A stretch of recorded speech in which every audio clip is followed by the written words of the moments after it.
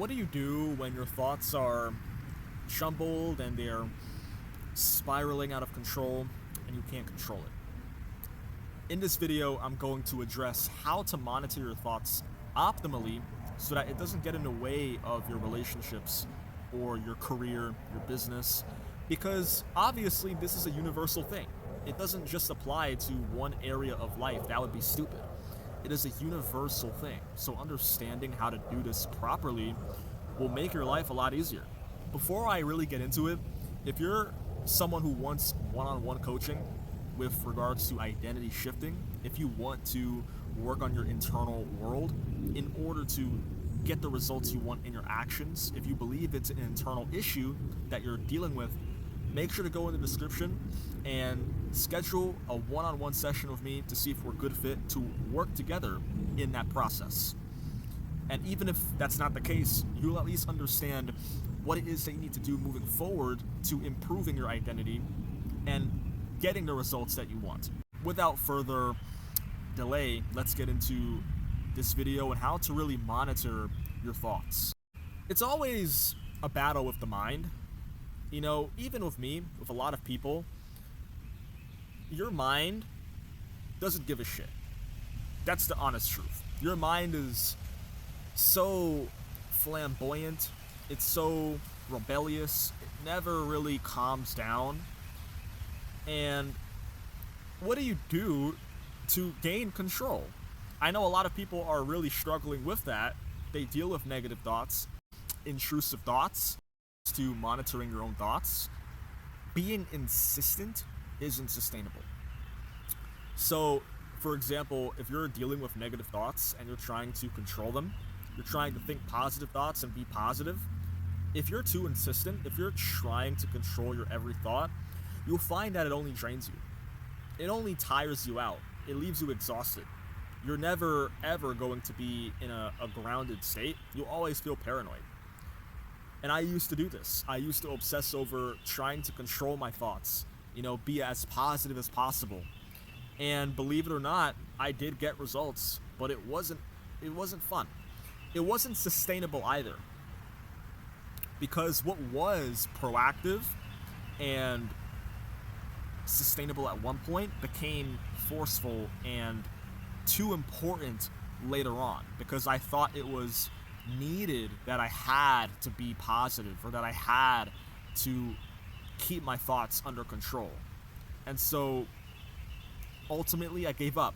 I stopped trying to control my mind, the thoughts that would come, and I realized through that trying to control was never sustainable in the first place. And I see this to be true in other people's lives too. And this is so important because ultimately you do manifest what you think. In repetition, if you assign a meaning to the feeling, because feelings tend to accompany thoughts that you attach a lot of importance towards. If you identify with that enough, if you harp over it for long enough, it could manifest. It is possible. People who try to monitor their thoughts, they tend to overcompensate.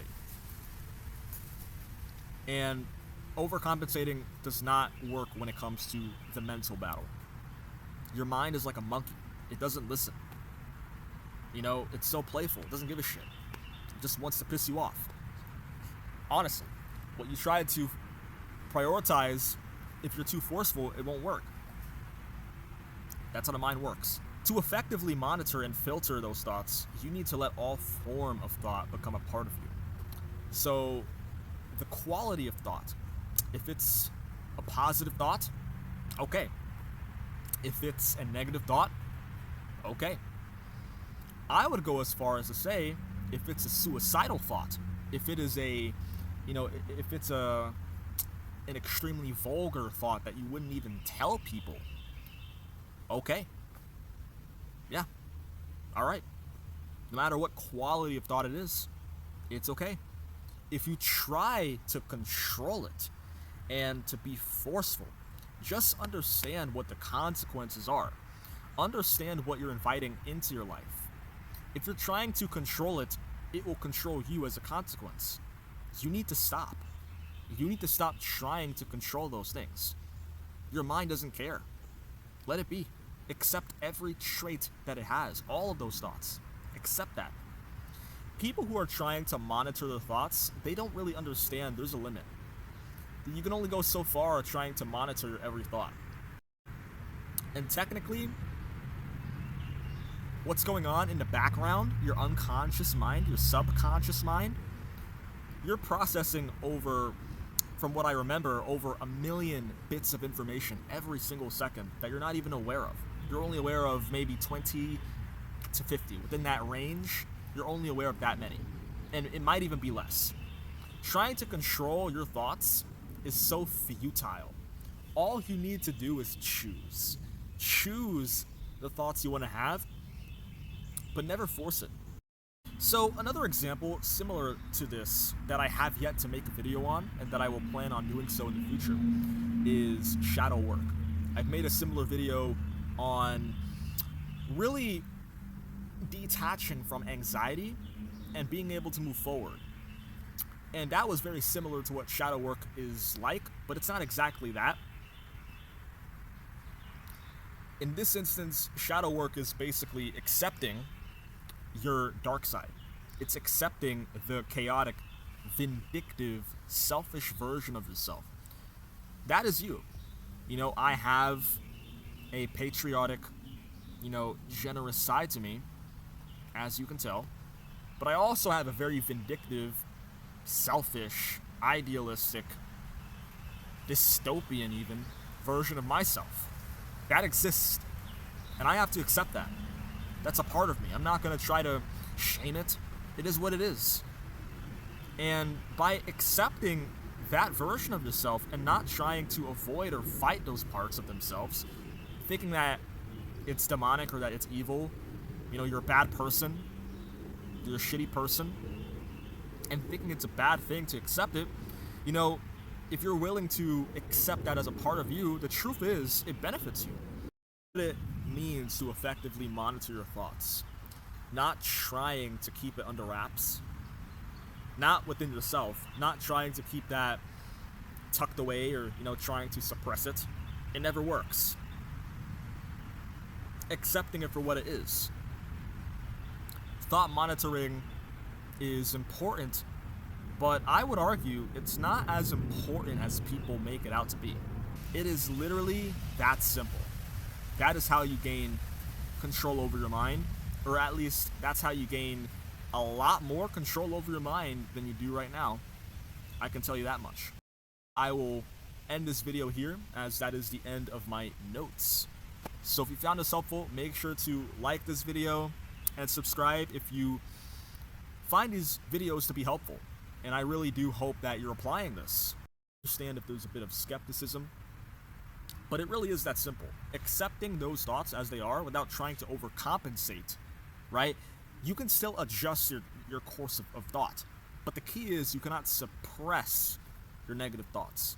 You cannot demonize your negative thoughts. Because that only gives it leverage. That only gives it influence over your mind. You're hooked by the negative thought. You don't want to be hooked. You also can't have double standards. You have to apply that same acceptance towards negative thoughts as you would positive thoughts.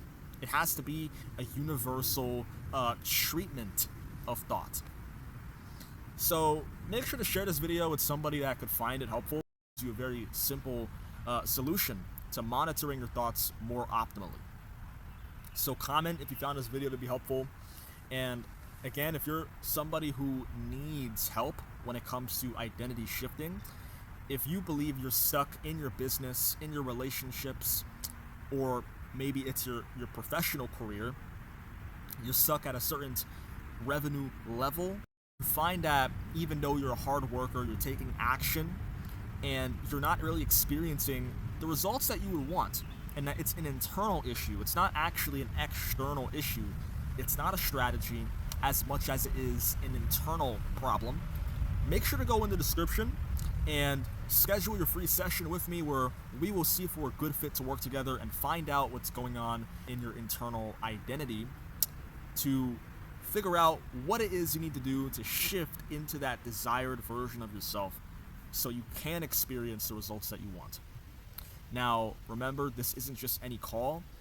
We will be taking this seriously to find out what is going on internally, because I promise you this. If action was the only thing that would get you the results you wanted, there would be a lot more people with the lives that they want. But the reality is that your identity, although it's something that you cannot see, it's not something that's materialized, it does play a big factor in your circumstances. That's why it's so important to change. And that's also what we'll be discussing on that free call, where we'll be discussing how to change that identity. And if we're a good fit to move forward, then we can. So with that, again, I hope you found this helpful. Make sure to apply this in your own life. It's so simple. It doesn't require much to do this. So make sure to apply it. Make sure to hold yourself accountable.